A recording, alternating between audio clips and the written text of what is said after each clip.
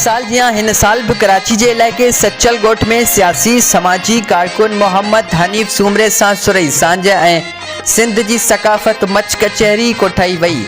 Much कचहरी में Pakistan peoples party, खादमैन Sindh foundation, Sindh graduates association, Sachal social welfare मज़लूम फाउंडेशन तोड़े सियासी समाजी सहाफ़िन, पीपी सिंध काउंसिल के मेंबरन ताज मोहम्मद वसाण, हुसैन बख्श नारेजो, अरशद अब्बासी, पुनल लाड़क, मोहम्मद सुलेमान वसाण, वहाब सूमरो, माशूक मंगी, सिकंदर वसाण, नबी बख्श खासकेली, गौस बुग्यो, शफ़कत नूनारी, हमीद जोयो, गुलाम रसूल वसाण ऐं ॿियनि वॾे अंग में शिरकत कई।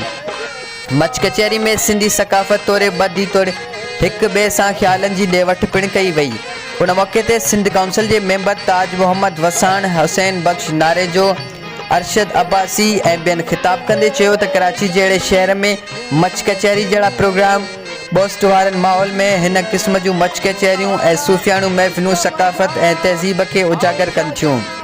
सिंध के कल्चर तोड़े मच कचहरी जहिड़ा प्रोग्राम कराची में रखण एक बेहतर अमल है, जैसा नौजवान नस्ल में शऊर पैदा थींदो।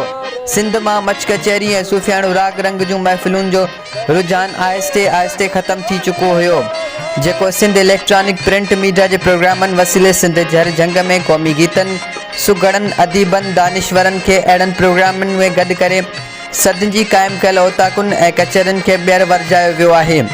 मच कचहरी सिंध के नाले वारन सुगड़न जे डोर बेत वायूं गुजारतुन सां कचहरी के 4 चंड लगाए छड़ा। गुलाम सरवर भुट्टो शाह अब्दुल लतीफ़ जी वाई पेश कई, जॾहिं त नज़ीर चुने क़ौमी गीत पेश कया, जॾहिं त प्रोग्राम के आख़िर में सियासी समाजी अगवानन मोहम्मद हनीफ सूमरे की सालगिरह जो केक पिणु काटियो वियो।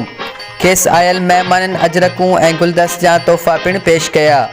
कैमरामैन फारूक अली सां गॾु साकी नदीम शर, 9 न्यूज़, कराची।